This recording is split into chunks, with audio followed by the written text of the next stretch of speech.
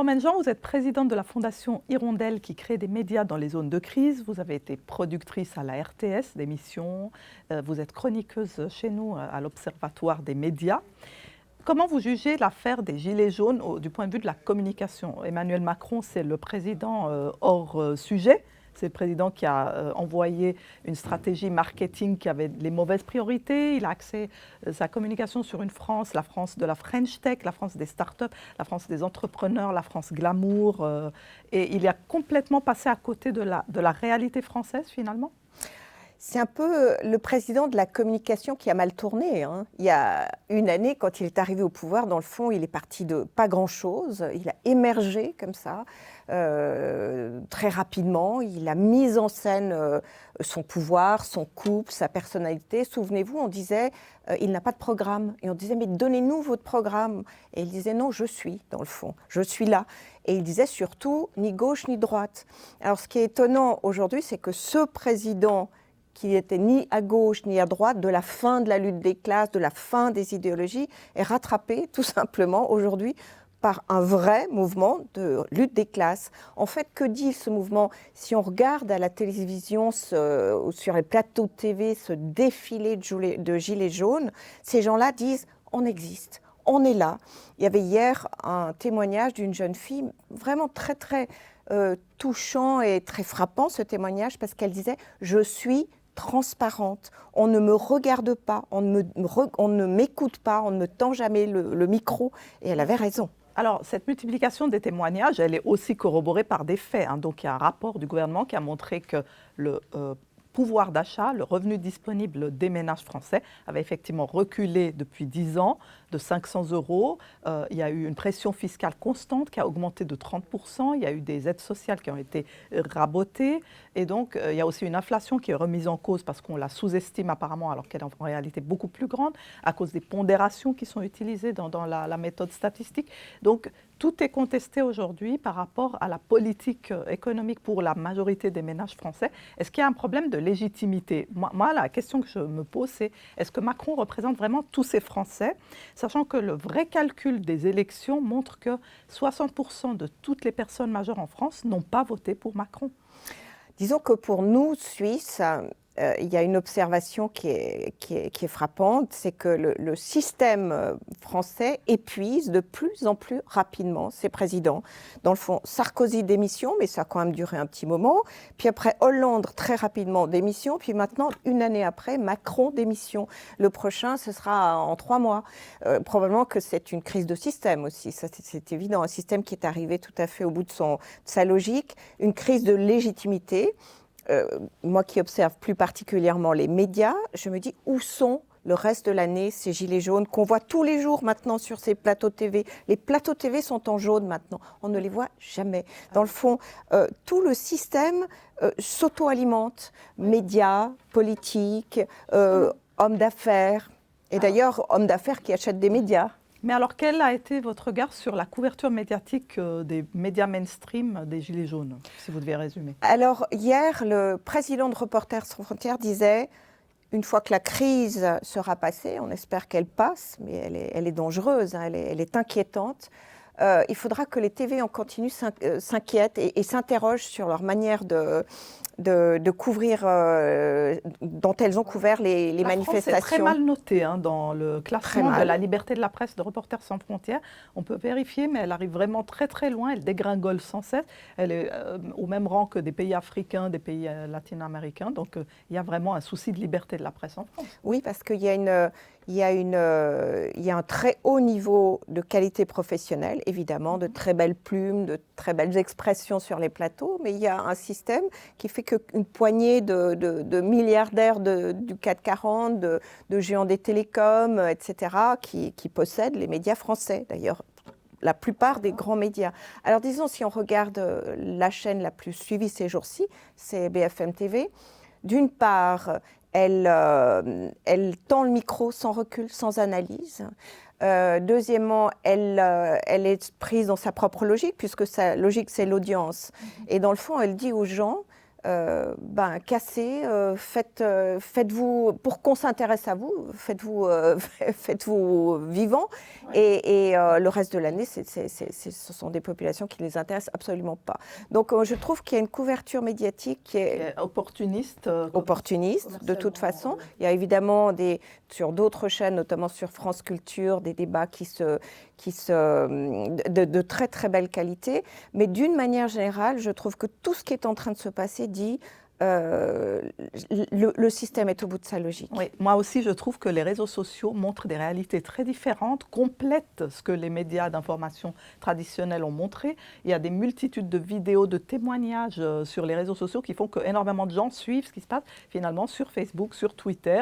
Il y a des vidéos filmées par tous les manifestants qui montrent des gaz lacrymogènes lancés sur des manifestants, des gens qui témoignent qu'ils ont été extrêmement attaqués avec sévérité par les CRS, qui ont eu pour mot d'ordre de vraiment dissuader les manifestants de venir, de donner un message que si vous venez, vous allez vraiment avoir une réaction très ferme, très sévère, et il vaut mieux rester chez vous. C'est une manière de dissuader. De l'autre côté, j'ai vu aussi que la communication autour de Macron, elle est en décalage avec ce qui est dit sur les réseaux sociaux. Le fossé est devenu énorme. Donc Macron a condamné, et Castaner, le ministre de l'Intérieur et l'entourage de Macron, condamné les violences. Ça concerne une partie des manifestants, et féliciter les forces de l'ordre. Condamner les violences, féliciter les forces de l'ordre, rien sur les gilets jaunes. En semaine 3, on en était encore là. Donc vraiment, il y a un énorme décalage. Pendant ce temps, on est tous sur les réseaux sociaux, on voit cette infinité de vidéos qui montrent des manifestants qui ont été traités de manière un peu trop dure par les CRS, des CRS aussi qui peut-être sont épuisés par leur travail, qui s'inquiètent. Enfin, cette réalité-là a complètement dilué le pouvoir ou le monopole des médias mainstream, c'est évident.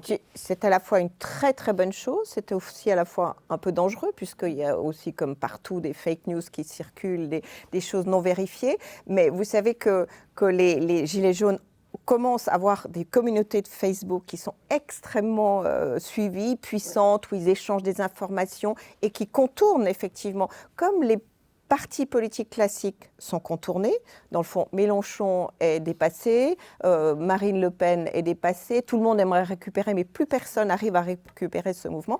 Les médias classiques aussi sont débordés par ce mouvement qui maintenant dans une phase quasiment insurrectionnelle, où on parle des questions d'état d'urgence, des questions de dissolution de l'Assemblée nationale.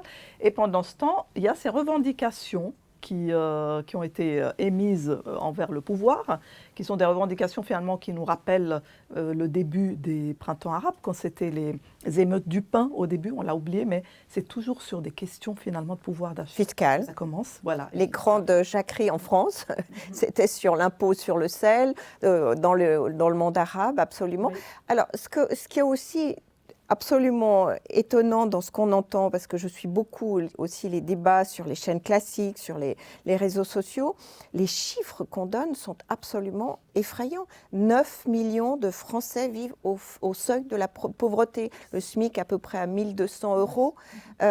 On entend des témoignages de gens qui disent à partir du 15 du mois, j'éteins l'électricité chez moi parce que je n'arrive plus à payer l'électricité. Donc c'est une réalité qui explose, qu'on a voulu cacher. Oui. On a voulu effectivement présenter une France... la France du CAC 40, des startups, la French Tech, c'est très glamour, c'est très important, la France des entrepreneurs, mais on dirait que Macron s'est totalement trompé de priorité. Il est arrivé vraiment sur des priorités qui concernaient une couche de la population. Donc en 7 mois après son élection, il a immédiatement baissé l'impôt sur la fortune et l'impôt PFU sur les investisseurs en actions et en bourse. Ça a été rondement mené. Après, il a mis par contre 1 an et demi à baisser la taxe sur le logement, qui a été immédiatement annulée par la taxe sur le carburant. Alors là, on voit un petit peu les priorités. Mais dans le fond, la couverture de la campagne Macron, il faut bien dire que Macron a fasciné aussi une bonne partie de la presse française,